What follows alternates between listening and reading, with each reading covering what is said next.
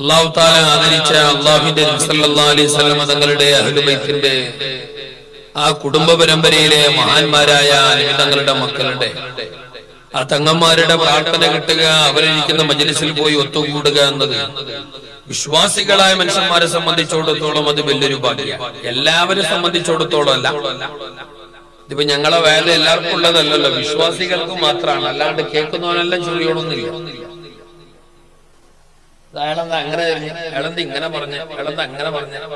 കേൾക്കുന്നവരെല്ലാം ചൊറിയണമെന്നില്ല. ഇത് വിശ്വാസികൾക്കാണ്, ഉൾക്കൊള്ളുന്നവർക്ക് മാത്രം, ഈ വഴിയിലൂടെ സഞ്ചരിക്കുന്നവർക്ക് മാത്രമാണ്, ഈ വഴി ഇഷ്ടപ്പെടുന്നവർക്ക് മാത്രമാണ്, ആ മഹാന്മാരെ അറിഞ്ഞവർക്കും ആ മഹാന്മാരെ പിരിശപിച്ചവർക്കും ആ മഹാന്മാരുടെ മഹത്വം നല്ലപോലെ ഉൾക്കൊണ്ടവർക്കുമാണ് ഈ ഉപദേശം. അല്ലാണ്ട് കേൾക്കുന്നവരോടെല്ലാം ഈ ഉപദേശമില്ല, അങ്ങനെ ആരും വിചാരിക്കും. അതുകൊണ്ട് കാട് കയറിയിട്ട് ആരും ചൊറിയണ്ട പറഞ്ഞതിന് ചുരുക്കതാണ്. അല്ലാഹു തആല ഇൽമുൻ നാഫിയുടെ വക്താക്കളിലും അതിന്റെ പ്രയോക്താക്കളിലും നമ്മെ ഉൾപ്പെടുത്തി അനുഗ്രഹിക്കുമാറാകട്ടെ.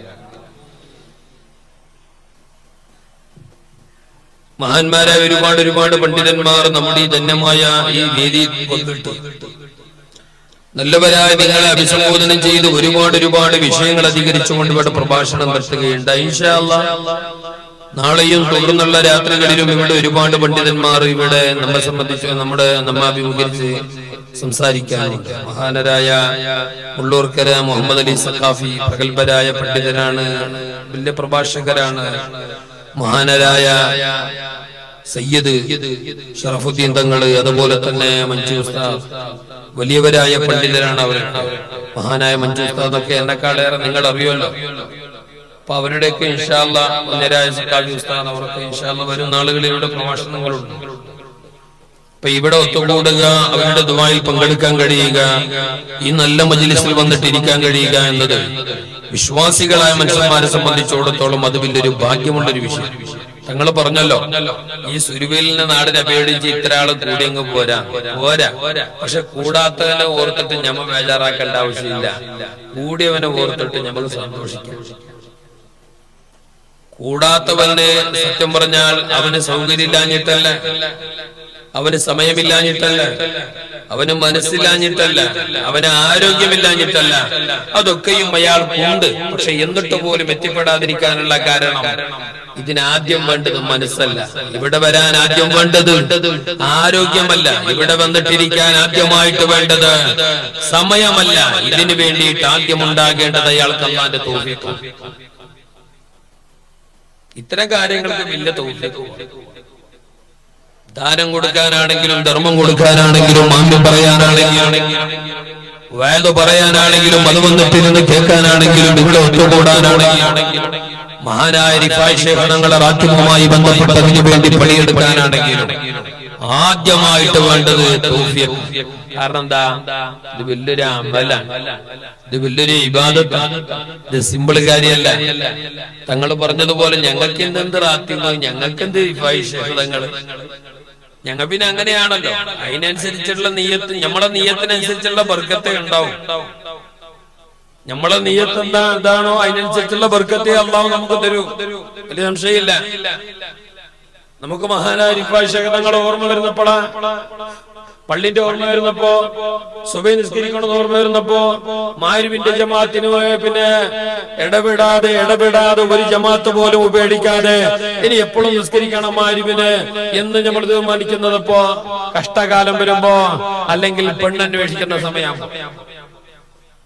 ചെക്കന് പുതിനാട്ടി തേടുന്നാകുമ്പോ ചെക്കന് പിന്നെ മഗ്‌രിബ് നിസ്കാരത്തിന് കാണും, വേറെ നിസ്കാരത്തിന് കാണാനല്ല, മഗ്‌രിബിന് കാണും. അപ്പൊ മനസ്സിലാക്കിക്കോളാം പുതിയ കൊളാവും പോകുന്നു അതിന്റെ അർത്ഥം. നേരെ കേട്ടെങ്കിൽ ചെല്ലണ്ടേ, ഓമോസില്ല നല്ല ചെക്കൻ, കാരണം പള്ളിയിലെ ഉള്ളോ. പെണ്ണ് കിട്ടിയ പിന്നെ നാളെ തന്നെ ഈ ഭാഗത്തൊക്കെ ഉണ്ടാകും. എല്ലാരെ പറ്റി പറഞ്ഞതല്ല, എന്റെ വിഷയം തന്നെയാണ്. ഞാൻ അങ്ങോട്ട് വരാം. ഇത് മുഖദ്ദിമയായിട്ട് ഒരു ആമുഖമായിട്ട് പറയും. അപ്പൊ കൂടാത്തവരെ സംബന്ധിച്ച്, വരാത്തവരെ സംബന്ധിച്ച്, ഇവിടെ എത്തി കാണാത്തവരെ സംബന്ധിച്ച് ഞങ്ങൾ ദുഃഖിക്കേണ്ട ഒരാവശ്യം, അതിന്റെ ഒരാവശ്യമില്ല. അത് അവനിക്കുള്ള ഭാഗ്യക്കേട് എന്ന് മനസ്സിലാക്കിയാൽ മതി. അത് ഇവിടെ നിന്നല്ല, എല്ലാ നാട്ടിലും അങ്ങനെ. പിന്നെ ഒരു നാട്ടിൽ വഅദ് നടക്കുന്നു, പ്രഭാഷണം നടക്കുന്നു, റാത്തിബ് നടക്കുന്നു, ജമാഅത്ത് നടക്കുന്നു എന്ന് പറഞ്ഞിട്ട് എല്ലാരും കൂടിയെങ്കിലും പിന്നെ സ്വർഗ്ഗമായി. അങ്ങനെ എല്ലാവരും ഉണ്ടാവാലോ. ദുനിയാവെന്ന് പറഞ്ഞാൽ എന്താ? മഹാനായ തലപ്പാടി ബാപ്പുഞ്ഞി മുസ്ലിയാറൊക്കെ പാടി അത്ര നെല്ലും കുത്തും ബൈനവുമോ ഊന്തും തള്ളും. നിങ്ങൾക്ക് മനസ്സിലായെന്നോ? അപ്പൊ ഞാൻ കൂടുതലൊന്നും വിശദീകരിക്കില്ല. ഏതാ ദുനിയാവെന്ന് പറഞ്ഞാൽ ഇവിടെ രണ്ടും ഉണ്ടാവും. നല്ലവരെ കാണും, നല്ലവരല്ലാത്തവരെ കാണും, അമലുകൾ കാണും, ദുസ്വഭാവികളെ കാണും, ദുസ്വഭാവങ്ങൾ കാണും, നല്ലവരെ കാണും, സജ്ജനിതരെ കാണും, സ്വാലിഹീങ്ങളെ കാണും, തെമ്മാടികളെ, വിശ്വാസികളെ കാണും, അവിശ്വാസികളെ കാണും, ഔലിയാക്കളെ കാണും, അല്ലാത്തവരെ കാണും. കാരണം ഇത് ദുനിയാവാണ്. നല്ലവരെ മാത്രം കാണണോ, നല്ലത് മാത്രം കാണണോ? എന്നാൽ ചെല്ലേണ്ടത് സ്വർഗത്തിൽ മാത്രമാണ്. അവിടെ നല്ലവർ മാത്രമേയുള്ളൂ, നല്ലത് മാത്രമേയുള്ളൂ. നല്ലവരല്ലാത്തവരെ കാണണോ, നല്ലതല്ലാത്തത് കാണണോ? എന്നാൽ പോകേണ്ടത് നരകത്തിലേക്കാണ്. എന്നാൽ ഈ പ്രപഞ്ചം അങ്ങനെയല്ല, ഇത് സമ്മിശ്രമാണ്. ഇവിടെ രണ്ടും കാണും. നല്ലവരെ കാണും, തെമ്മാടികളെ കാണും, സുഹൃതങ്ങളെ കാണും, ദുഷ്കർമ്മങ്ങളെ കാണും, മോശത്തരങ്ങളെ കാണും, മുടക്കത്തരങ്ങളെ കാണും, തെമ്മാടികളെ കാണും, എല്ലാവിധ അരുതായ്മകളും കാണും. അതുപോലെ തന്നെ എല്ലാ നന്മകളും കാണും. അതാണിത്.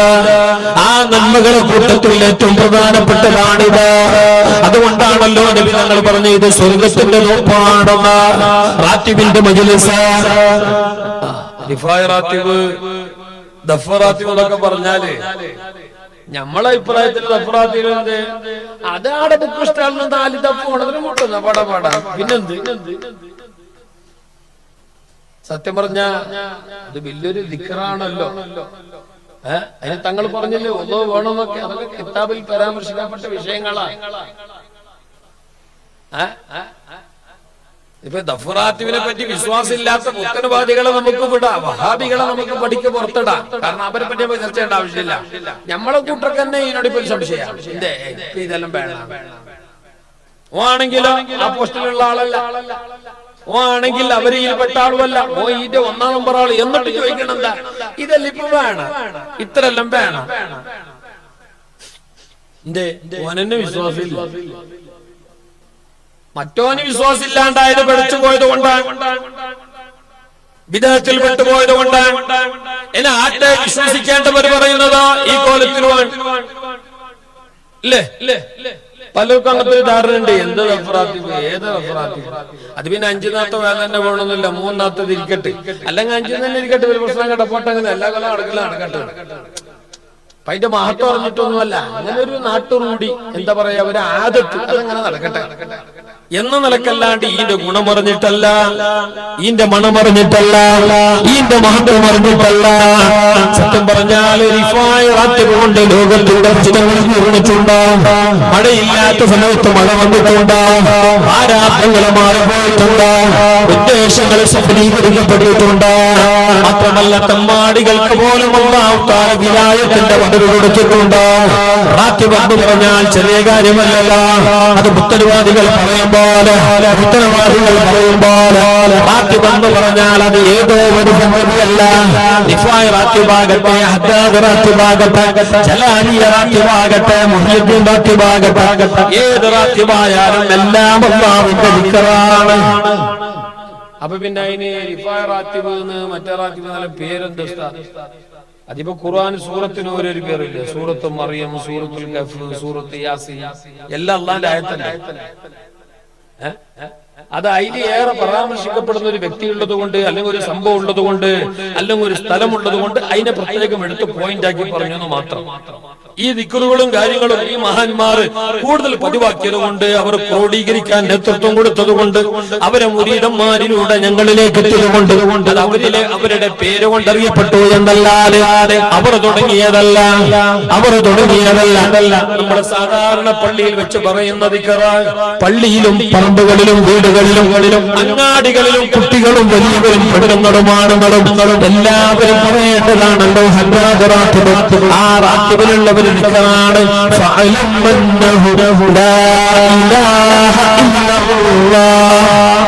അത് ഹദ്ദാദ് തങ്ങൾ തുടങ്ങിയതാണോ?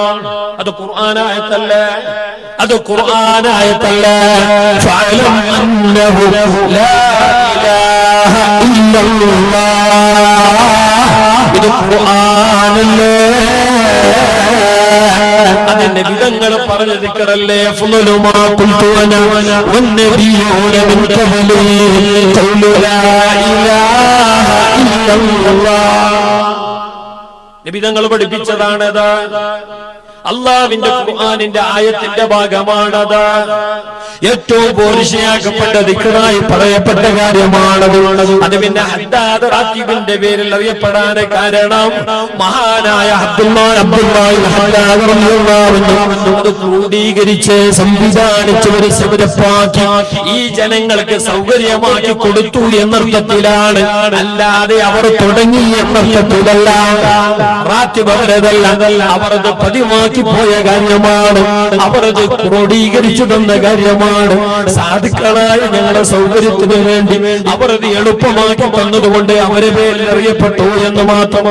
പള്ളികൾ അറിയപ്പെടും പോലെ മസ്ജിദുൽ ഹറം എന്ന പേരിൽ മക്കത്തെ പള്ളി അറിയുന്നില്ല, അത് അള്ളാന്റെ പള്ളിയല്ല.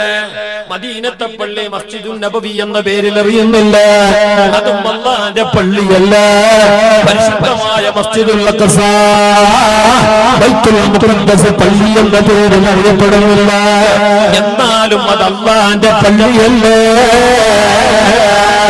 സ്ഥലങ്ങളിലേക്ക് ചേർത്തട്ട, വ്യക്തികളിലേക്ക് ചേർത്തട്ട, ഒരു കാര്യം അറിയുക, ഒരു വ്യക്തി അറിയുക, ഒരു സ്ഥാപനം അറിയുക, ഒരു ദിക്ർ അറിയുക, അത് തെറ്റല്ല. അത് തെറ്റല്ല. അത് മനസ്സിലാക്കാൻ വലിയ ഡിഗ്രി ഒന്നും എടുക്കണമെന്നില്ല. അതിന് ഈ വഹാബി ആയില്ലെങ്കിൽ അതിന് വലിയ ഡിഗ്രി, ബിരുദാനന്തര ബിരുദമൊന്നും വേണ്ട. ഇത് തിരിയാ നമുക്ക് റിവായ റാത്തിബിന്റെ മാത്രം അറിഞ്ഞില്ല. എന്റെ വിഷയമല്ല, ഞാൻ അങ്ങോട്ട് വരും ഇൻഷാ അല്ലാഹ്. സമയമുണ്ട്, ഇൻഷാ അല്ലാഹ് സമയമുണ്ട്, ഞാൻ വരും. ഞാൻ ആമുഖമായി പറയാ, റിവായ റാത്തിബ് എന്ന് പറഞ്ഞാൽ തങ്ങളെ പറഞ്ഞ പോലെ നിസ്കരിക്കാത്ത ഉറ മുട്ടിയിട്ട് കാര്യമില്ല. ഇല്ല ഇല്ല അതിന്റെ ഗുണം കിട്ടണമെങ്കിൽ, അതിന്റെ മണം കിട്ടണമെങ്കിൽ, അതിന്റെ പോരിശ മനസ്സിലാക്കണമെങ്കിൽ, അതുകൊണ്ടുള്ള നേട്ടം റബ്ബുദാനം നമുക്കും നമ്മളുമായി ബന്ധപ്പെട്ടവർക്കും നമ്മുടെ നാടിനും നമ്മുടെ വീടിനും വീട്ടുകാർക്കും നൽകണമെങ്കിൽ അത് പറയേണ്ടതുപോലെ പറയണം, അത് പറയേണ്ടവർ പറയണം, അത് മുട്ടേണ്ടതുപോലെ മുട്ടണം, അത് മുട്ടേണ്ടവർ മുട്ടണം. റിഫായ് ശൈഖ് തങ്ങളെ പോലും ദഫ് മുട്ടിയിട്ടുണ്ട്. റിഫായ് ശൈഖ് തങ്ങളെ പിന്നെ തങ്ങളെ കറാമത്ത് കൊണ്ട് ശുദ്ധമായ കഅബാലയത്തിന്റെ പരിസരത്ത് പോലും ദഫ് മുട്ട് നടന്നതായി ഒരുപാട് മഹാന്മാർ കിതാബിൽ ധരിച്ചിട്ടുണ്ട്. പുത്തൻവാദികളെന്തും പറയട്ടെ, അത് നമുക്ക് വലിയൊരു കാര്യമാക്കേണ്ടതില്ല, അത് നമുക്ക് ചർച്ചക്കെടുക്കേണ്ടതില്ല. മഹാനായ റിഫായ് ശൈഖ് റളിയല്ലാഹു അൻഹു സുബ്ഹാനല്ലാഹ് എത്ര വലിയ മഹാനായ, എത്ര വലിയ ആബിദാണ്, എത്ര വലിയ ആലിമാണ്, എത്ര വലിയ ദാക്കിറാണ്, എത്ര വലിയ ആരിഫാണ്, എത്ര നല്ല മപ്പിളയാണ്. ഞങ്ങൾ ഇന്നത്തെ വിഷയവുമായി റിഫായ് ശൈഖ് തങ്ങളെ ചരിത്രമുണ്ട്. എന്റെ ഇന്നത്തെ മാറ്ററുമായി, ടോപ്പിക്കുമായി, സബ്ജക്റ്റുമായി, എന്റെ ഇന്നത്തെ വിഷയവുമായി ബന്ധപ്പെട്ട് മഹാനായ റിഫായ് ശൈഖ് തങ്ങളെ കഥ പറയാനുണ്ട്. അവരൊക്കെയും വലിയ ആളായത്, വലിയവരായത് വെറുതെയല്ല. ഒരുപാട് ത്യാഗം ചെയ്തിട്ട്, ഒരുപാട് അമലുകൾ ചെയ്തിട്ട്, ഒരുപാട് ഒരുപാട് ഒരുപാട് നല്ല നല്ല കാര്യങ്ങൾ ചെയ്ത് അല്ലാഹുവിനെ അറിയേണ്ടതുപോലെ അറിഞ്ഞപ്പോ, അല്ലാഹുവിലേക്ക് ധാരാളം അമൽ ചെയ്തപ്പോ, എല്ലാ നിലക്കുള്ള ബാധ്യതകളും ബന്ധങ്ങളും നിലനിർത്തി പോയപ്പോ അവർ അല്ലാഹുവിന്റെ ലോകത്ത് അറിയപ്പെട്ടു. സുബ്ഹാനല്ലാഹ്. ഒരാൾ തന്റെ ഭാര്യന്റെ കംപ്ലൈന്റ് പറയാൻ, ഇത് ആമുഖമോ പറയണല്ലോ, പക്ഷെ വിഷയം തുടങ്ങുന്നതിന് മുമ്പേ മഹാനരൊന്ന് പരിചയപ്പെടുത്തുന്നത് സമയമായിട്ടാണ്. കിടാക്കാൻ പോകാൻ തുടങ്ങിയിട്ട് സാരല്ല, കുട്ടികളല്ലേ, പിന്നെ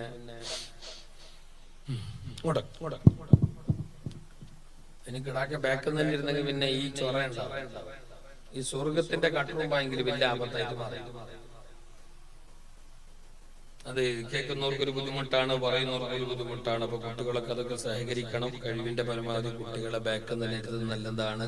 കുറച്ചൊക്കെ ശബ്ദം ഉണ്ടാകുന്നില്ലെങ്കിൽ, ബുദ്ധിമുട്ടാകുന്നില്ലെങ്കിൽ, അള്ളോള കള്ളോള ഗൗജി കത്തള ആകുന്നില്ലെങ്കിൽ ഗേട്ടിന്റെ കുറച്ചപ്പുറം നല്ലൊരു ബോട്ടിന്റെ കച്ചവടമാക്കി കൊടുക്കുന്നത് നല്ലതാണ്. ഈ ഭാഗത്ത് വരാനില്ല, ഒരു ചെറുമുറി ബിസിനസ് ഇട്ട് കൊടുത്തെങ്കിൽ സമാധാനം.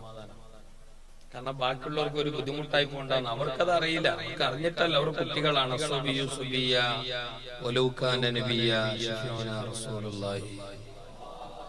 കുട്ടിയൊന്നും കുട്ടി തന്നെയാണ്. അവൻ കുട്ടിത്തരം കാണിച്ചുകൊണ്ടേയിരിക്കും, അവന് വികൃതി കാട്ടിക്കൊണ്ടേയിരിക്കും. അവൻ കിടാവാണ്, അവനോട് ചൂടായിട്ട് കാര്യമില്ല. അവനോട് ചൂടാവേണ്ടതല്ല. കുട്ടിയെ പേടിപ്പിക്കേണ്ടത് നരകം പറഞ്ഞിട്ടല്ല, കുട്ടിയെ നന്നാക്കേണ്ടത് നരകം കാട്ടി പേടിപ്പിച്ചിട്ടല്ല, കുട്ടിയെ നന്നാക്കേണ്ടത് സ്വർഗം കാട്ടി പേടിപ്പിച്ചിട്ടാണ്.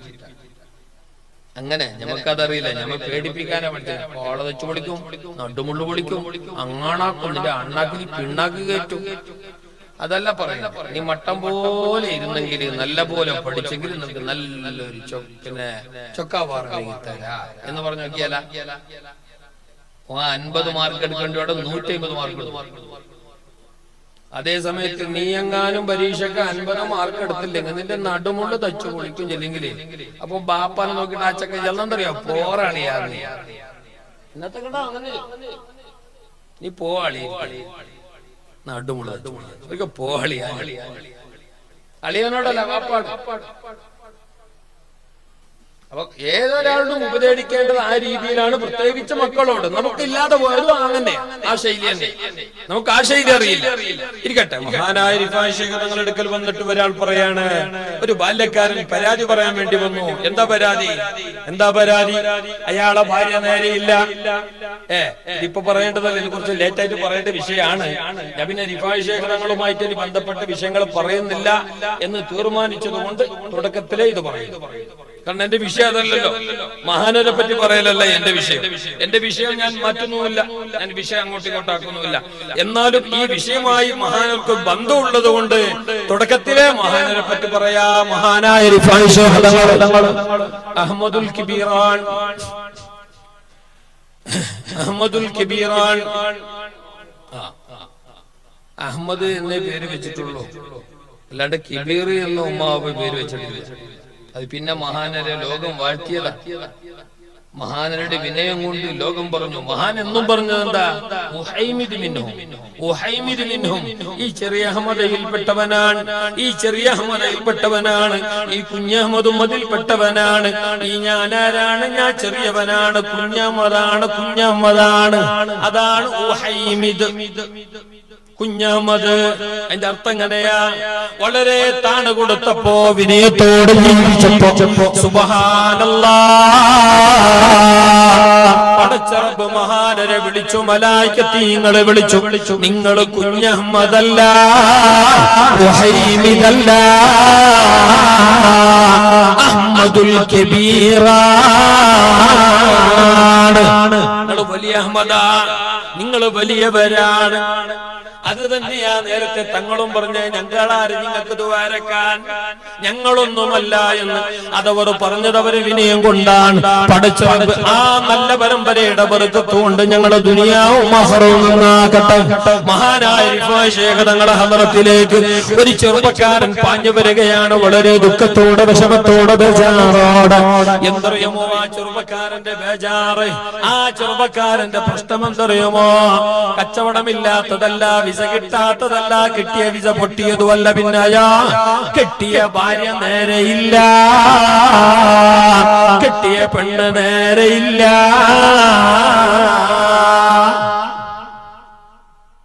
ഇത് ചെല്ലുമ്പോ കുറെ പുതിയാപ്പളമാർ വിചാരിക്കുന്നുണ്ടാവും, ഇന്നുണ്ടായി വലിയ ഗുണമുണ്ടായി, ഞങ്ങൾക്ക് ഒരു ശല്യം. കാരണം എന്താ? അധിക കെട്ടിയവരെ കൊണ്ടുവന്നായി. അല്ല ഉസ്താദ്, ഞങ്ങളൊന്നും ചെല്ലിട്ടല്ലേ? ചെല്ലാല. കാരണം എന്താ? ഏതായാലും കെട്ടിയിട്ടില്ലേ, ഇനി എന്നെ പോട്ടു. മഹിളാ സമാജം ഓളക്ക അല്ലേ, മഹിളാ മീസളാത്തി ഓളൊക്കെ, സംഘസംസ്ഥ ഓളൊക്കെ, ജുഡീഷ്യറി കോടതി ഓളൊക്കെ, ഓന്റെ കാര്യമില്ല. പിന്നെ മുണ്ടിട്ട് എന്താക്കാം? അല്ലത് കേൾക്കണം. റിഫായി ശൈഖ് തങ്ങളുടെ അടുക്കൽ വന്നിട്ട് ഒരു ചെറുപ്പക്കാരൻ പറയാ, വന്നിട്ടില്ല, അയാൾ പറഞ്ഞറിയാം, അയാൾ വന്നറിയാം, അയാളെ ഭാര്യ ഇയാളെ നല്ലോണം ബുദ്ധിമുട്ടാക്കി. പുതിയ നാവ് ഭയങ്കര കുറച്ച് വേറൊന്നും പ്രശ്നമില്ല, നിസ്കാരവും നിലപാടൊക്കെ ഭയങ്കര. പക്ഷെ നാവ് കൊണ്ട് എപ്പോ നോക്കിയെങ്കിലും ഇയാളെ കുത്തുന്നതും ഇയാളെ തോന്നുന്നതും ഇയാളെ ചെറുതാക്കുന്നതും തന്നെ പഠിക്കും. നിങ്ങൾ എന്തിനാവും? നിങ്ങളെ കൊണ്ട് എന്തോ ഗുണമുണ്ട്? മാറായിത്തു നിങ്ക ഖൈറൻ ഖത്ത്. നബി തങ്ങൾ പറഞ്ഞല്ല. അത് ശരിക്കും ഞങ്ങളെ പെണ്ണുങ്ങൾ പറയലുണ്ട്, നിങ്ങളെ കൊണ്ട് 5 പൈസന്റെ ഗുണമില്ല എന്നാണ്. അതാണ് ആ ഹദീസിന്റെ അർത്ഥം. നിങ്ങൾ അയാളെ നോക്കിയാല, നിങ്ങൾ മമ്മജിനെ നോക്കിയാല, നിങ്ങൾ കുഞ്ഞാലിനെ നോക്കിയാല, എല്ലാം അപ്പുറം നോക്കിയാൽ നിങ്ങൾക്ക് ഓനെ കെട്ടാൻ, പിന്നെ എന്നെ കെട്ടിയതിനെ ഓനെ നോക്കിയാലോ അങ്ങനെയുള്ള സ്വഭാവം പാടില്ല. അങ്ങനെ ആ രീതിയിൽ ദ്രോഹിക്കുന്ന ഒരു ഭാര്യ നല്ലോണം മാനസികമായി പുതിയാപ്പിള പീഡനം അനുഭവിക്കുന്നു, വല്ലാതെ ബേജാറായി. അവസാനം ഇയാളെ സമാധാനം തേടി ചെന്നത് എങ്ങോട്ടറിയുമോ? റിഫായ് ശൈഖ് തങ്ങളുടെ ഹളറത്തിലേക്ക്. ചരിത്രത്തിന്റെ ഗ്രന്ഥങ്ങളിൽ കാണാം സമാനമായ സംഭവം. ഉമർ ഖത്താബ് തങ്ങളുടെ ചരിത്രത്തിലുമുണ്ട്. താരീഖുൽ ഖിലാഫാണോ അതല്ല 2 ചരിത്രമാണോ എന്ന് നമുക്കറിയില്ല. ഏതുമാകട്ടെ, ഇനി താരീഖുൽ ഖിലാഫാണെങ്കിൽ അത് പ്രശ്നമല്ല. മഹാനായ റിഫായ് ശൈഖ് തങ്ങളുടെ ഹളറത്തിലേക്ക് ഈ ചെറുപ്പക്കാരൻ പ്രശ്നപരിഹാരത്തിനോടുകയാ, ബേജാറ് പറയാൻ, പ്രശ്നങ്ങൾ പറയാൻ, ഒന്ന് മന്ത്രിച്ചിട്ട് ചെറു കൊണ്ടുവരാൻ, നൂല് കൊണ്ടുവരാൻ, ഒന്ന് ദ്വാരപ്പിക്കാൻ, കെട്ടിയോളം നാവും അവളെ എല്ലാം ഒന്ന് ബന്ധാക്കി കൊടുക്കാൻ. ഞങ്ങളെ പറഞ്ഞെത്തുമ്പോ സുബ്ഹാനല്ലാഹ്, ഈ ചെറുപ്പക്കാരൻ കണ്ടെന്നറിയാം, ഈ ചെറുപ്പക്കാരൻ കണ്ടെന്നറിയാം.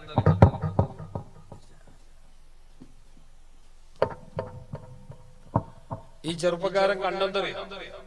റിഫായ് ശൈഖ് തങ്ങളെ പേരന്റെ ഉള്ളിന്ന് റിഫായ് ശൈഖ് തങ്ങളെ ഭാര്യന്റെ കൂറ്റും കൗച്ചും കേൾക്കും. ഭയങ്കര ജോറായി. ഓന്റെ ഓളെ കൂറ്റും കൗച്ചും ചെല്ലാനാണ് അങ്ങോട്ട് പോയത്. ഇത് നോക്കുമ്പോ ആടെ പണ്ടുള്ളിൽ ഭയങ്കര കൂറ്റും കോച്ചും വിഷയം. ഉസ്താദെ, അത്ര നല്ല ആളെ പെണ്ണുങ്ങ, നല്ല ആളായിട്ട് കാര്യമില്ല. നൂഹ് നബിന്റെ ഭാര്യ ആരാ? ലൂത്ത് നബിന്റെ ഭാര്യ ആരാ? ഖുർആനിൽ ശപിക്കപ്പെട്ട 2 ഭാര്യമാർ. സുബ്ഹാനല്ലാഹ്, 2 പ്രവാചകന്മാരുടെ ഭാര്യമാരാണ്. അതേ സമയത്ത് അനുഗ്രഹിക്കപ്പെട്ട അല്ലാഹു തആല വാറ്റി പറഞ്ഞ 2 ഭാര്യമാർ അല്ലാഹ് ശപിച്ചവരുടെ ഭാര്യമാരുമാണ്. മനസ്സിലാക്കണം.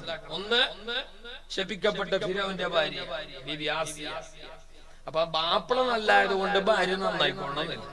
ബാപ്പ ഉസ്താദായതുകൊണ്ട് മോൻ നന്നായിക്കൊള്ളണമെന്നില്ല. മോൻ ചിലപ്പോ ജാമ കള്ളനോ, മോൻ നന്നായതുകൊണ്ട് മോൻ ബെടക്കായതുകൊണ്ട് ബാപ്പ ബെടക്കായിക്കൊള്ളൊന്നുമില്ല. ഇല്ല, ബാപ്പ ബെടക്കായതുകൊണ്ട് മോനും ബെടക്കായി കൊള്ളണമെന്നില്ല. അബൂജഹലാണല്ലോ ഏറ്റവും വലിയ ബെടക്ക്, ലോകം കണ്ട ഏറ്റവും വലിയ ബെടക്കവനാണല്ലോ. ലിക്കുല്ലി ഉമ്മത്തിൻ ഫിർഔന വഫിർഔന ഹാദിഹിൽ ഉമ്മത്തി അബൂജഹൽ. മുസ്തഫ നബി തങ്ങൾ പറയുകയാണ്, എന്റെ സമുദായത്തിൽ വളരെ നാശം പിടിച്ചവനാണ് ഈ പിന്നെ അബൂജഹല. അല്ലേ, ശപിക്കപ്പെട്ടവനാണ്, ലാനത്തിടപ്പെട്ടവനാണ്. സുബ്ഹാനല്ലാഹ്, ബദറിൽ കൊല്ലപ്പെട്ടവനാണ്. മുസ്തഫ നബി തങ്ങളെ നാവ് കൊണ്ട് അട്ടപ്പെട്ടവനാണ്. പടച്ച തമ്പുരാൻ ശപിച്ചവനാണ്. കാലാകാലം നരകത്തിലാണ്. ലോകത്തുള്ള വിശ്വാസികളെല്ലാം ഒന്നടങ്കം ലാനത്തിടുന്ന വ്യക്തിയാണ്. വളരെ ബെടക്കായ മനുഷ്യനാണ്. ബാപ്പയാണ്. പക്ഷേ മോനാരറിയുമോ? നബി തങ്ങളെ സഹാബി മഹാനായ ഇക്രിമ റളിയല്ലാഹു തആല അൻഹു. ഓന്റെ മോനാണ്, നബി തങ്ങളെ സഹാബിയാണ്. അപ്പൊ ഞാൻ പറഞ്ഞു വന്നത്, ബാപ്പ ബെടക്കായി പറഞ്ഞിട്ട് മക്കള് ബെടക്കായിക്കൊള്ളണമെന്നില്ല.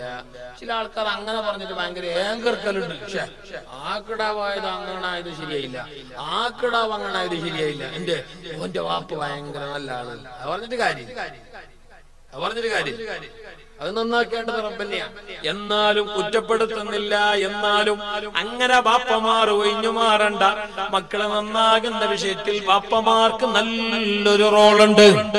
ഇരിക്കട്ടെ, റിഫായ് ശൈഖ് തങ്ങളുടെ അടുക്കലേക്ക് പ്രശ്നപരിഹാരത്തിന് ചക്കം ഓടി വരുമ്പോ പൊരന്റെ ഉള്ളിൽ ഇങ്ങനെ ഭയങ്കര കൂറ്റും കൗഞ്ഞും കേൾക്കുകയാണ്. ഇത് കേട്ടപ്പോ റിഫായ് ശൈഖ് തങ്ങളെ കാണാതെ, റിഫായ് ശൈഖ് തങ്ങളോട് പ്രയാസം പറയാതെ, വന്ന കാര്യങ്ങൾ അവതരിപ്പിക്കാതെ ഗേറ്റിന്റെ അവിടെ നിന്ന് തന്നെ ആ ചെറുപ്പക്കാരൻ മടങ്ങുന്നു, തിരിച്ചു പോകുന്നു. ഒന്നും വേണ്ടി ഇഫ എന്താവും വിചാരിച്ചെന്തറിയാ? ആ ചെറുപ്പക്കാരൻ വിചാരിച്ചെന്തറിയാ? എത്ര ചോറാച്ചെങ്കിലും ഇങ്ങനെ കൂറ്റും കോഴിച്ച് എന്റെ കഞ്ചു ഇങ്ങനെ എന്റെ ഓള് നന്ന അരസം വരുമ്പോ നന്ന ചൂടാകുമ്പോ ചെറിയ ചെറിയ സ്പൂൺ എറിഞ്ഞിരുന്നല്ലാണ്ട് ഇതാ ഈടുന്ന് വന്ന പോലെ പ്ലേറ്റും ചട്ടിയൊന്നും വന്നിട്ട് പുറത്ത്. അപ്പൊ ഇതിനെക്കാട്ടി എന്റെ കഞ്ചു എന്റെ നല്ലത് മോശമില്ല. പണ്ടി ഈടന്റെ ചെല്ലിട്ടിരിക്കുക നാളെ അറിയിക്കുന്നതിന്. ഇതിപ്പോ അതിൻ്റെ ഉള്ളിൽ ഞാൻ മാത്രല്ല, എന്റെ തല്ലൊരു സൈഡ് മാത്രല്ല മുറിഞ്ഞ് വേറെ കേട്ടിട്ടില്ല. ഇതിനെക്കാലം എത്രയോ എന്നും പറഞ്ഞ ആളൊന്നും ഇണ്ടാതെ പോകുമ്പോ റിഫായിഷൊക്കെ തങ്ങൾ കണ്ടു. ഈ മഹാൻ കണ്ടു. ഇവിടെ നിങ്ങൾ പറയപ്പെടുന്ന ഈ മഹാൻ കണ്ടു. മഹാൻ വിളിച്ചു, ഇങ്ങോട്ടാ, എന്തേ പോണു, എന്തേ വന്നു, എന്തേ പോന്നു? ആ സമയത്ത് ചെറുപ്പക്കാരൻ പറയുകയാ, ഒന്നുമില്ല തങ്ങള്, വെറുതെ വന്നു, ഞാനങ്ങ് പോന്നു. മഹാനായ തങ്ങൾ പറഞ്ഞു, അല്ല അല്ല, നീ ഒരു ഉദ്ദേശം വെച്ചിട്ട് വന്നവനാണ്. നീ അത് പറഞ്ഞില്ലെങ്കിലും ഞാനത് പറയാ, നീ അത് പറഞ്ഞില്ലെങ്കിലും ഞാനത് പറയാ. എന്നാലും നീ തന്നെ പറയണം, നീ എന്നെ കാണാൻ ഒരു പ്രത്യേക ലക്ഷ്യം വെച്ച് വന്നവനാണ്.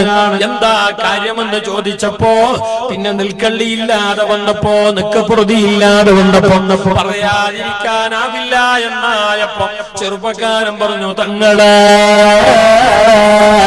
എന്റെ കെട്ടിയോളെ കാര്യം പറഞ്ഞിട്ട് ദ്വാരപ്പിക്കാൻ വന്നതാണ്. നല്ലൊരു ആക്രമേങ്ങിയിട്ട് മന്ത്രിച്ചു കൊണ്ടുപോയിട്ട് കെട്ടാൻ വേണ്ടി വന്നവനാണ്. ഇപ്പൊ നോക്കുമ്പോ ഈടെ വന്ന് നോക്കുമ്പോ എന്റെ കഞ്ചുനക്കാ നിങ്ങളെ പെണ്ണിനെക്കാളും എന്റെ കഞ്ചുവാവും. എന്റെ കാരണം എന്റെ ഓൾ ഇത്ര കുറ്റം കോച്ചൊന്നാക്കണില്ല. ഇങ്ങനല്ല എന്റെ ഓള് പറയുന്നില്ല, ഇത്തരൊന്നും എന്റെ ഓള് ജോറാക്കുന്നില്ല. ഈടെ വന്ന് നിൽക്കുമ്പോ നിങ്ങളെ പൊരന്റെ ഉള്ളിൽ നിങ്ങളോള് ഏത്തമിടിക്കുന്നു, നിങ്ങളെ മൂക്ക് കൊണ്ട് ക്ഷാ വരപ്പിക്കുന്നു. നല്ലോണം. അപ്പൊ ഞാൻ വിചാരിച്ചു എന്നൊന്നും ഉണ്ടണ്ട. ഇതിപ്പോ ഞാൻ വിചാരിച്ചു ഞാൻ എന്നെ ഭയങ്കര ബേജാറിലുള്ള നോക്കുമ്പോ എന്നിട്ട് എന്നെ കാട്ടി ബേജാറിൽ എത്ര ആളുണ്ട് ചെല്ലിട്ടാണ് മാത്രം. മഹാനായ റിഫായിഷ് തങ്ങൾ പറഞ്ഞു, ക്ഷമിക്കണം നീ, ക്ഷമിക്കണം നീ. പടച്ച റബ്ബി എനിക്ക് വിലായത്തും കറാമത്തും തന്നുവെങ്കിൽ, എന്നെ അല്ലാഹു ഏറ്റെടുത്തുവെങ്കിൽ, എന്നെ അല്ലാഹു തആല നാളെ പരലോകത്ത് രക്ഷപ്പെടുത്തുന്നുവെങ്കിൽ അതിന് കാരണം എന്റെ ഇബാദത്ത് മാത്രമല്ല, എന്റെ ഭാര്യന്റെ ദുസ്വഭാവത്തിന്റെ പേരിൽ ഞാൻ ക്ഷമിച്ചതും കാരണമാണ്. അതുകൊണ്ട് ചെറുപ്പക്കാരാ, ക്ഷമിക്കണം, ക്ഷമിക്കണം. കാരണം നീ ക്ഷമിക്കണം.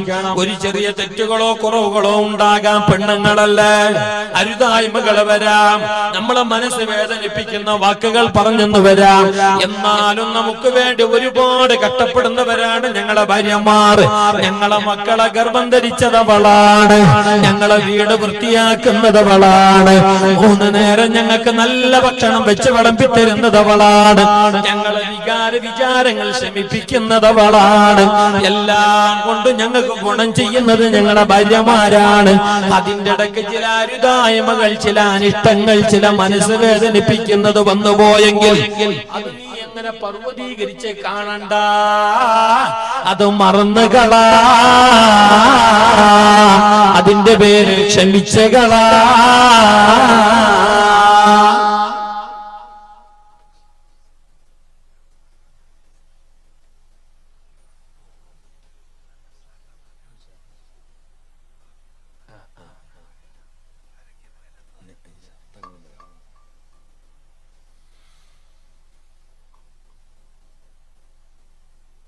അപ്പൊ ഭാര്യമാരിൽ നിന്നിട്ട് അനിഷ്ടകരമായ സംഭവങ്ങളൊക്കെ ഉണ്ടെങ്കിൽ പെട്ടെന്ന് ചാടിക്കേറി തലാക്ക്, ഡൈവോഴ്സ്, അങ്ങനെ ഇങ്ങനെ കേസ്, കോടതി, പഞ്ചായത്തിക എന്നിങ്ങനെ പറഞ്ഞിട്ട് വളഞ്ഞിട്ടുള്ള അങ്കുടങ്കായിട്ടുള്ള എല്ലിൽ നിന്ന് വടക്കപ്പെട്ടവരാണ് പെണ്ണുങ്ങള്. അപ്പൊ അവരെ സ്വഭാവത്തിലും ചിലതൊക്കെ കാണാം. പെണ്ണുങ്ങളല്ലേ, ആണുങ്ങളെ പോലെ ക്ഷമിക്കാൻ പെണ്ണുങ്ങൾക്ക് കഴിഞ്ഞുകൊള്ളണമെന്നില്ല, ആണുങ്ങളെ പോലെ കണ്ടിട്ടിരിക്കാൻ പെണ്ണുങ്ങൾക്ക് കഴിഞ്ഞുകൊള്ളണമെന്നില്ല. ആണുങ്ങളെ പോലെ മൗനം പാലിച്ചിരിക്കാൻ പെണ്ണുങ്ങൾക്ക് കഴിഞ്ഞുകൊള്ളണമെന്നില്ല. ആണുങ്ങളെ പോലെ കരയാതിരിക്കാൻ പെണ്ണിന് കഴിഞ്ഞുകൊള്ളണമെന്നില്ല. പെണ്ണെങ്ങനെയാണ്? പെണ്ണിന്റെ പ്രകൃതി എങ്ങനെയാ? അവ പലതും ഞങ്ങൾ ക്ഷമിക്കണം. അവരിൽ നിന്ന് കാണുമ്പോ, അവരിൽ നിന്ന് അനുഭവപ്പെടുമ്പോ ഞങ്ങൾ ക്ഷമിക്കണം. ഇരിക്കട്ടെ സഹോദര. ആ രീതിയിലെല്ലാം ക്ഷമിച്ചതിന്റെ പേരിലാണ് പടച്ചറബ് വലിയ വിലായത്ത് കൊടുത്തത്. ചെറിയ ആളല്ല റിഫായിഷ് തങ്ങള്. 60ാമത്തെ വാർഷികമാണ് റാത്തിബിന്റെ മഹാനര പേരിലുള്ള ദഫ്റാത്തിബിന്റെ 60ാമത്തെ വാർഷികം എന്ന് പറഞ്ഞാൽ ഒരു മനുഷ്യന്റെ ആയുസ്സോളം വന്നില്ലേ ഈ ചടങ്ങ് ഇവിടെ നടക്കുന്നതായിട്ട്. ഇന്നത്തെ ന്യൂ ജനറേഷൻ ഇത് പുതിയൊരു അനുഭവമാണ്. എനിക്കിതൊരു പുതിയ അനുഭവമാണ്. ഞങ്ങൾക്ക് ചെറിയ വയസ്സാണ്, പ്രായമാണ്. എന്നാലും ഈ ഒരു നല്ല കാര്യം ഞങ്ങളുടെ നാട്ടിൽ തുടങ്ങിയിട്ട് സുബ്ഹാനല്ലാഹ്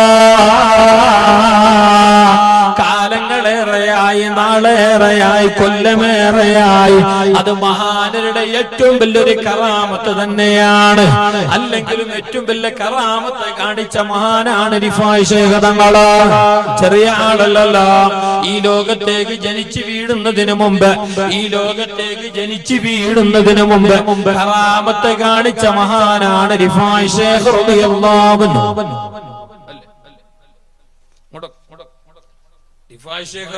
അൻഹു. ഈ ലോകത്തേക്ക് അല്ലാഹു തആല ജനിപ്പിക്കുന്നതിന് മുമ്പേ കറാമത്ത് കാണിച്ച മഹാനാണ്.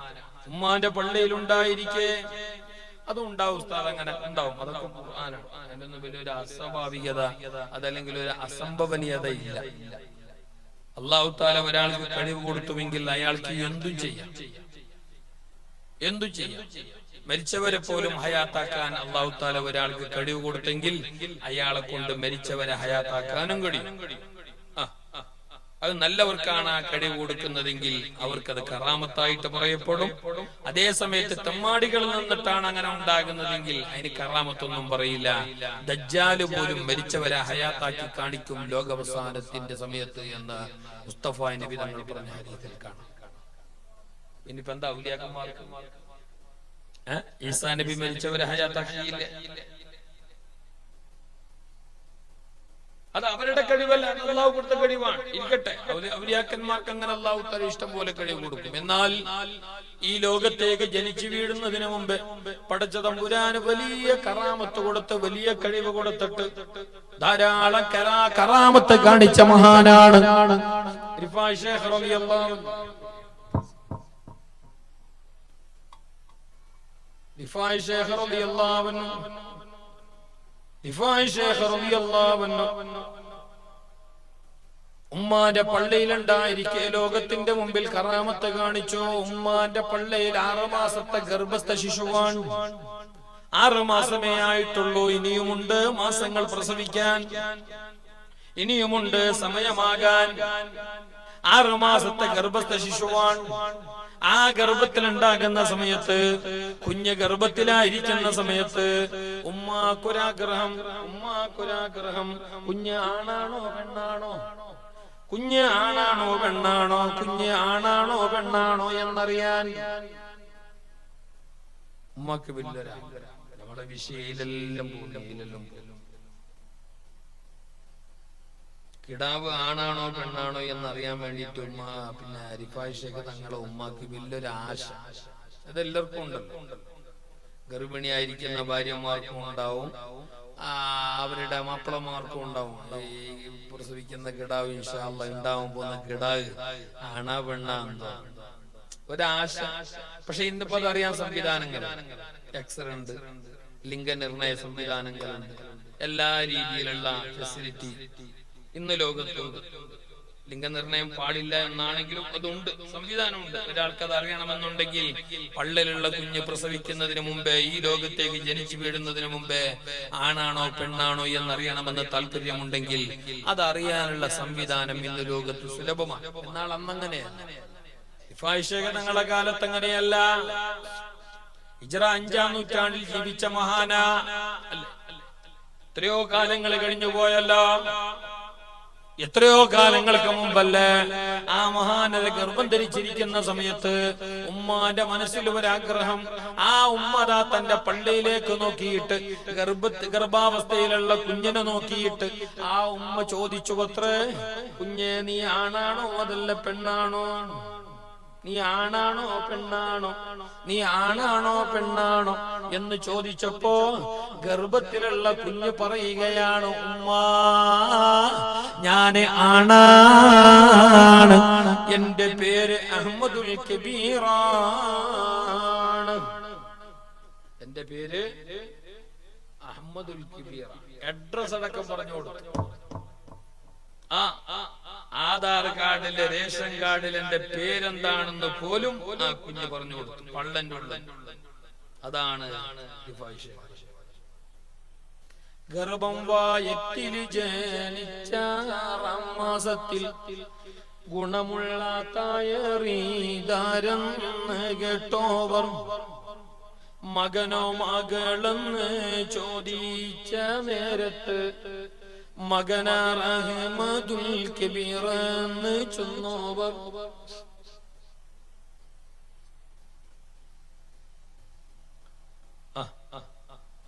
6 മാസമായ സമയത്ത്, ഗർഭത്തിന് 6 മാസമായ സമയത്ത് ഉമ്മ ചോദിക്കുകയാണ്, മകനോ മകളോ, ആണാണോ പെണ്ണാണോ, മകനാണോ മകളാണോ എന്ന് ചോദിച്ചപ്പോ ആ കുഞ്ഞ് പറഞ്ഞ മറുപടി, പിന്നെ ആണാണോ ഉമ്മ, എന്റെ പേര് അഹ്മദുൽ കബീർ എന്ന്. അതാണ് ഈ മഹാൻ. ചെറിയ ആളൊന്നാണ്. ആ മഹാന്റെ പേരിലുള്ള ഈ നല്ല റാത്തിബിന്റെ മജ്‌ലിസിൽ ഒത്തുകൂടാൻ കഴിഞ്ഞത് വലിയൊരു ഭാഗ്യമാണ്, വലിയൊരു ഭാഗ്യമാണ്. പടച്ച തമ്പുരാൻ കബൂൽ ചെയ്യുമാറാകട്ടെ. ഏതായാലും അൽഹംദുലില്ലാഹ് നമ്മൾ വിശ്വാസികളെ നമ്മെ സംബന്ധിച്ചിടത്തോളം നമുക്ക് അല്ലാഹു തആല നിയമമാക്കി തന്ന ഒന്ന്, പരിശുദ്ധമായ ദീനുൽ ഇസ്ലാം സുന്നത്താക്കി തന്ന ഒരു കാര്യം, ഒരു അമലായി നമ്മളെ ഏൽപ്പിച്ചൊരു കാര്യമാണ്. പക്വതയെത്തിയാൽ ആവശ്യമുണ്ടെന്ന് തോന്നിയാൽ പോറ്റാൻ കഴിയുമെന്ന ഉത്തമ ഭറവസയുണ്ടായാൽ അയാള് കല്യാണം കഴിയണം, അയാള് മംഗലം കഴിക്കണം. നിബിതങ്ങൾ ബാല്യക്കാരെ വിളിച്ചിട്ട്, യൂത്ത് വിങ്കിനെ വിളിച്ചിട്ട്, മൂത്ത വിങ്കിനെയല്ല, വയസ്സന്മാരെയല്ല, പെണ്ണ് കെട്ടാതെ കഴിയുന്ന 68കാരനെയോ 80കാരനെയോ നിബിതങ്ങൾ വിളിച്ചു പറഞ്ഞിട്ടില്ല. എന്നാലും ബാല്യക്കാരെ വിളിച്ചിട്ട് നിബിതങ്ങൾ പറയുകയാ, യാ മഅ്ശറ ശബാബ് മൻ ഇസ്തതാ മിൻകുമുൽ ബഅത ഫലതസവ്വജ്. അതേ ബാല്യക്കാരെ, യുവാക്കളെ,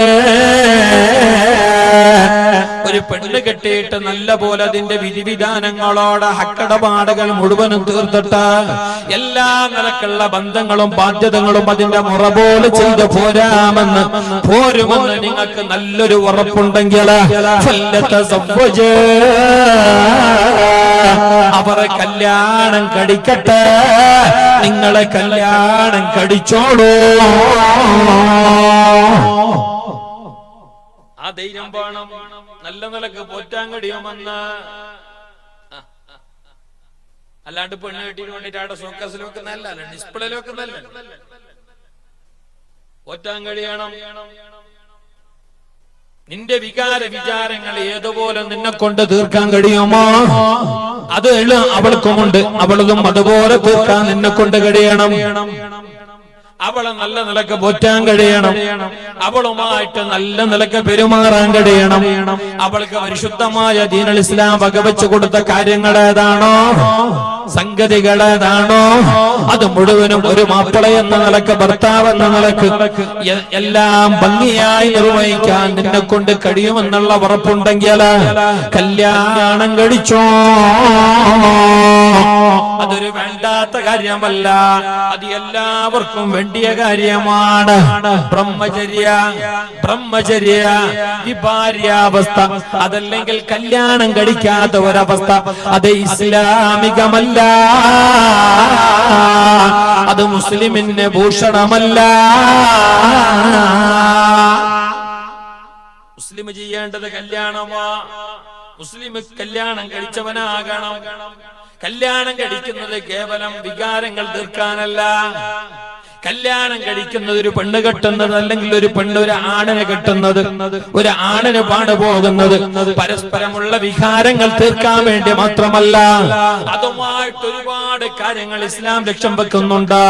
സന്താന ഉൽപാദനം, വികാരശമനം, എല്ലാത്തിനേക്കാളുപരി പടച്ച റബ്ബിന്റെ വലിയ പ്രതിഫലം. പെണ്ണ് കെട്ടിയിട്ട് കേവലം കുട്ടികളായി അങ്ങനെ ജീവിക്കാം എന്ന് മാത്രമല്ല, സന്താനോൽപാദനം ഒരു ലക്ഷ്യമാണ്, വികാരശമനം ഒരു ലക്ഷ്യമാണ്. അങ്ങനെ ഒരുപാട് ലക്ഷ്യങ്ങൾ മുസ്തഫാ നബി തങ്ങളുടെ ഹദീസിൽ ഇങ്ങനെ ഓരോന്നോരോന്ന് വിശദീകരിച്ചു. അത് മുഴുവനും ഇവിടെ പറയാൻ സമയമില്ല, ഞാൻ ഉദ്ദേശിക്കുന്നുമില്ല. ഞാൻ ഷോർട്ടാക്കിട്ട് പറയാം. ആവതുണ്ട്, കഴിവുണ്ട്, മുറ പോലെ കൊണ്ടു നടക്കാൻ കഴിയുമെന്ന നല്ല ധൈര്യമുണ്ടെങ്കിൽ ചെറുപ്പക്കാരാ മിണ്ടാതിരിക്കണ്ട, കല്യാണം കഴിച്ചോ. അതൊരു പുതിയ കാര്യമല്ല, അതൊരു പുതിയ സംഗതിയല്ല, അതൊരു പുതിയ ചടങ്ങല്ല. അത് ആദികാലം മുതലേ ആദം നബി അലൈഹിസ്സലാം തൊട്ട് ലോകാവസാനം വരെയുള്ള ഏർപ്പാടാണ്. നല്ലവരിൽ നല്ലവരാണെന്ന് ലോകം വാഴ്ത്തിയ അല്ലാഹുവിന്റെ സൃഷ്ടികളിൽ ഉത്തമരായ അധിക പ്രവാചകന്മാരും ചെയ്തു പോയ കാര്യമാണ് കല്യാണം, കഴിച്ച കാര്യമാണ് കല്യാണം. 99% പിന്നെ പ്രവാചകന്മാരും 99% നബിമാരും കല്യാണം കഴിച്ചവരാണ്. അത് അവരുടെ ചര്യയാണ്, അവരുടെ സുന്നത്താണ്. അർബഉം മിൻ സുനനിൽ മുർസലീൻ, 4 കാര്യം എല്ലാ നബിമാരുടെയും സുന്നത്താണ്. അതിലൊന്ന് അന്നിക്കാഹ്, കല്യാണമാണ്. അധിക നബിമാരും ലോകത്ത് ചെയ്തു പോയ കാര്യം കല്യാണം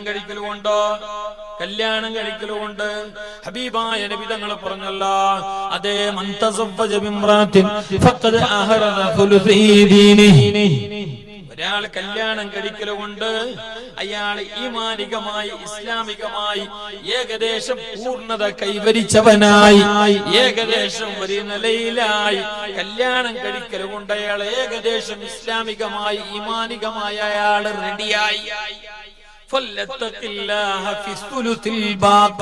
ഇനി ബാക്കി കാര്യങ്ങളും കൂടി അയാൾ ശ്രദ്ധിച്ചാൽ സുബ്ഹാനല്ലാഹ്, അയാളെ എല്ലാ കാര്യവും വിജയത്തിലെത്തിയെന്ന് ശഫീഉനാ റസൂലുള്ളാഹി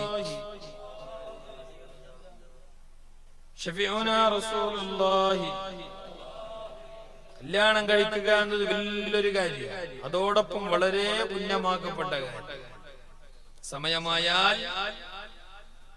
സമയമായാൽ ആവതുണ്ട് എന്നായാൽ പറയപ്പെട്ട നിലക്കുള്ള അവളുമായിട്ടുള്ള ബന്ധങ്ങളും ബാധ്യതകളും അതിന്റെ മുറ പോലെ നിർവഹിക്കുമെന്ന ഉറപ്പുണ്ടായ തീർച്ചയായിട്ടും കല്യാണം കഴിച്ചിരിക്കണം. തീർച്ചയായിട്ടും കല്യാണം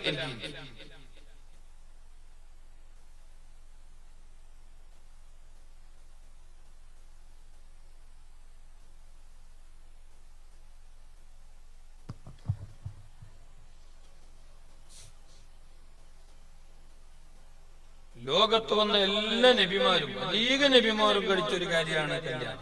നബി സല്ലല്ലാഹു അലൈഹി വസല്ലം തങ്ങൾ ജീവിച്ചിരിക്കുന്ന സമയത്ത് ഒരു സഹാബി മഹദി ആയിഷ റളിയല്ലാഹു തആല അൻഹയുടെ അടുക്കൽ വന്നിട്ട് പറഞ്ഞു, അല്ല ആയിഷ ഉമ്മ, നബി സല്ലല്ലാഹു അലൈഹി വസല്ലം തങ്ങളുടെ ഇബാദത്തും കാര്യങ്ങളൊക്കെ എങ്ങനെ, നബി തങ്ങളുടെ ദൈനംദിന ജീവിത പരിപാടികൾ എങ്ങനെ എന്ന് ചോദിച്ചപ്പോ ആയിഷ റളിയല്ലാഹു തആല അൻഹ പറഞ്ഞു, നബി തങ്ങൾ സുന്നത്ത് നോമ്പ് നോക്കുന്നവരാണ് ധാരാളം, അതേസമയം ഇടക്കിടക്ക് നോമ്പ് ഉപേക്ഷിക്കുന്നവർ ഒരുപാട്.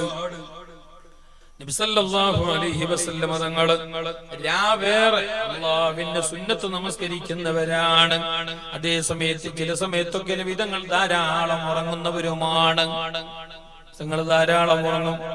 മാത്രമല്ല നബി സല്ലല്ലാഹു അലൈഹി വസല്ലം തങ്ങൾ കല്യാണം കഴിച്ചവരാണ്.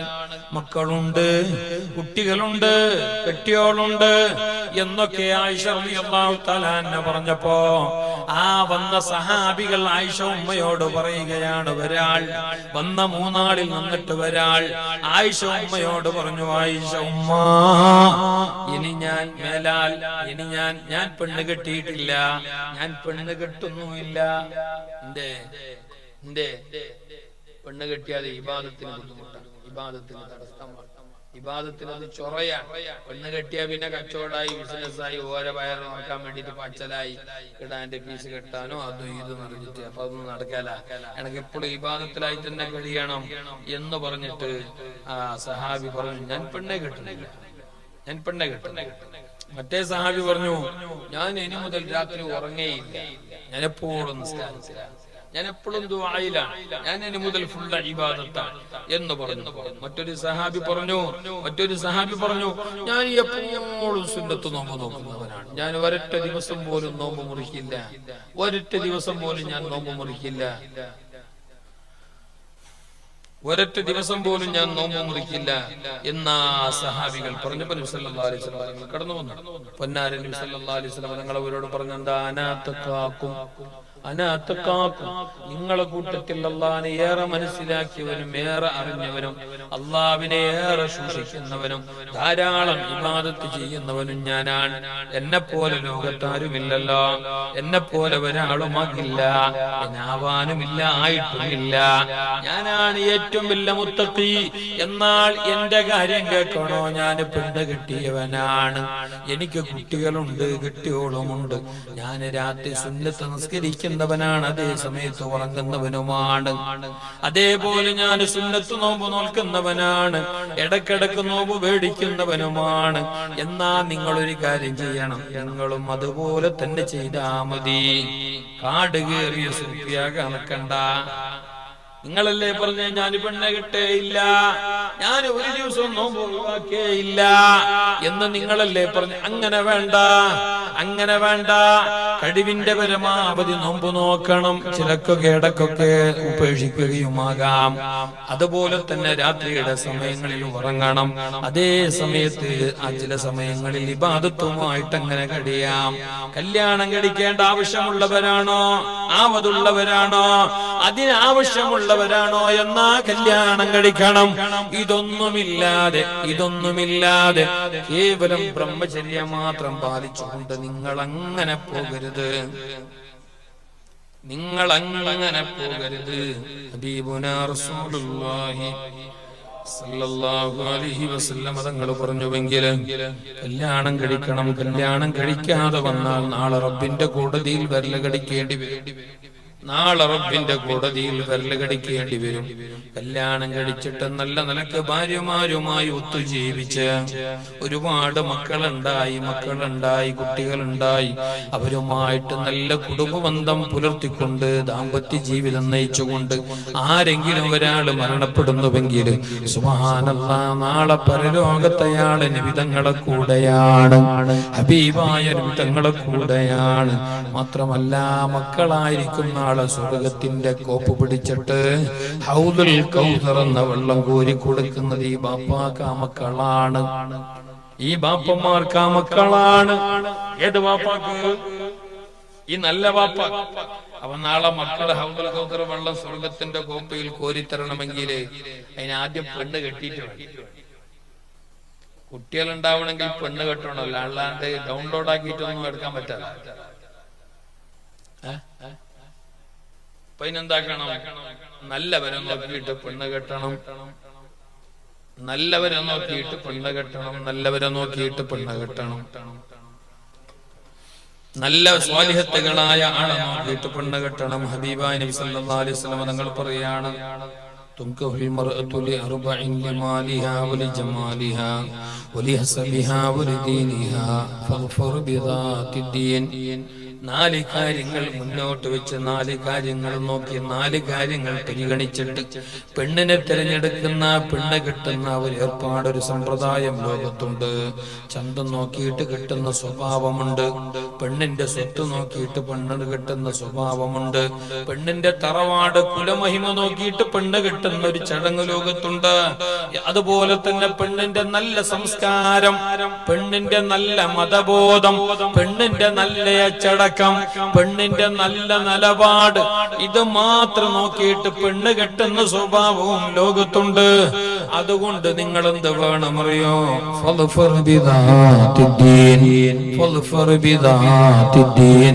നിങ്ങൾ ദീന് നോക്കി കെട്ടണേ,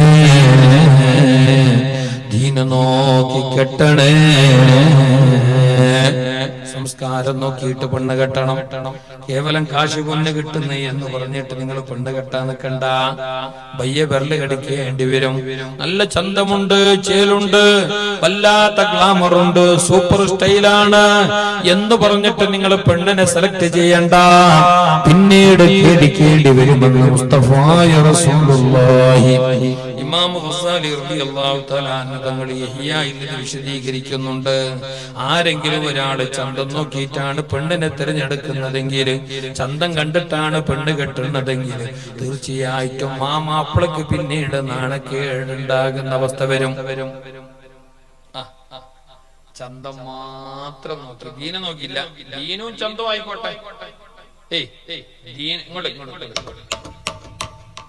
ദീനും ചന്തവും നോക്കുക. കേവലം വണ്ടി ചന്തം മാത്രം നോക്കിയിട്ടാണ് പെണ്ണ് കിട്ടുന്നതെങ്കിൽ നാളെ റബ്ബിന്റെ കോടതി ഈ ദുനിയാവിൽ തന്നെ നിങ്ങൾക്ക് നാണക്കേട് അനുഭവിക്കേണ്ട വരുന്ന ഒരവസ്ഥയുണ്ടാകും. ഈ ദുനിയാവിൽ നിങ്ങൾക്ക് നാണക്കേട് നിന്യതയുണ്ടാകുന്ന ഒരവസ്ഥ അത് പല മാപ്പിളമാർക്കും ഉണ്ടല്ലോ, ഇല്ലേ? ചന്തമുള്ള ഭയങ്കര ആപ്പിള് പോലത്തെ പെണ്ണാണെന്ന് പറഞ്ഞിട്ട് കെട്ടും. വയ്യ നോക്കുമ്പോ ഈ ആപ്പിളിനെ കൊണ്ടുപോയിട്ട് കടിക്കാൻ പല മാപ്പിളമാറും വരും. പണ്ട് സ്കൂളിലുണ്ടായോ, കോളേജിലുണ്ടായോ, വാട്സപ്പിലുണ്ടായോ, ഇന്നലെ കാല് കെട്ടിച്ചോ, ടോട്ടൽ 4. ഓൻ പെണ്ണ് കെട്ടിട്ട് ആകെ ഏസിയായി, നാണക്കേടായി, ഓൻ ജനങ്ങളുടെ വഷളായി. എന്റെ കാരണം ചന്തം മാത്രം നോക്കി. അതേ സമയത്ത് ചന്തത്തിനേക്കാളും ഏറെ പരിഗണന, മുൻതൂക്കം ദീനിയായ നിലപാടുണ്ടോ നോക്കിട്ട് കെട്ടിനെങ്കിൽ അതോടെ ചന്തം നോക്കിക്കോ, തെറ്റൊന്നുമല്ല. പക്ഷെ ചന്തം മാത്രം ആകരുത് നോട്ടം. ദീനും കൂടി ഉണ്ടോ നോക്കണം, മതബോധം കൂടിയുണ്ടോ എന്ന് നോക്കണം. നോക്കിയിട്ട് നിങ്ങൾ അത് തിരഞ്ഞെടുക്കുന്നവരാകണം. ശഫീഉനാ റസൂലുള്ളാഹി, ശഫീഉനാ റസൂലുള്ളാഹി, ശഫീഉനാ റസൂലുള്ളാഹി, ശഫീഉനാ റസൂലുള്ളാഹി. ഏതുമാകട്ടെ മുസ്തഫായ നബി സല്ലല്ലാഹു അലൈഹി വസല്ലം തങ്ങളെ ഭാര്യമാർ, അതുപോലെ തന്നെ കഴിഞ്ഞ കാലത്ത് ഇവിടെ ജീവിച്ചു പോയ ഏത് നല്ലവരായ ഭാര്യമാർ, അവരെ നിങ്ങളെ ചരിത്രം ഒന്ന് പരിശോധിച്ചാൽ സുബ്ഹാനല്ലാഹ്, അതുപോലത്തെ നല്ല ഭാര്യമാർ ലോകത്തില്ല, നല്ല മാപ്പിളമാർ ലോകത്ത് ഇതുവരെ ഇല്ല. ഇന്ന് നമ്മളിടയിലുള്ള ഭർത്താക്കന്മാരെ നോക്കിയിട്ട്, മാപ്പിളമാരെ നോക്കിയിട്ട് നല്ല മാപ്പിളയാണ്, നല്ല ഭർത്താവാണ്, നല്ല ഹസ്ബൻഡാണ്, നല്ല ഗണ്ടനാണ് എന്ന് മാർക്കിടാൻ കഴിയില്ല. പെണ്ണിനെ നോക്കിയിട്ട് നല്ല പെണ്ണാണ്, നല്ല ദീനീബോധമുള്ള പെണ്ണാണ് എന്ന് ഒരാൾക്കും ഇന്ന് പറയാൻ കഴിയില്ല. കാരണം ഞങ്ങളെല്ലാം ഇന്ന് അധിക ആൾക്കാരും പെണ്ണ് തിരഞ്ഞെടുക്കുന്നത് പെണ്ണ് മാത്രമല്ല, പെണ്ണ് ആണിനെ തിരഞ്ഞെടുക്കുന്നതും ചന്തവും സ്റ്റൈലും നോക്കിയിട്ട്. ഏത് പെണ്ണാ ബാപ്പാനെ വിളിച്ചിട്ട് ബാപ്പ എനക്ക് പുതിയാപ്പിള നോക്കുന്ന നിങ്ങളല്ലേ? നോക്കുന്നോളെ.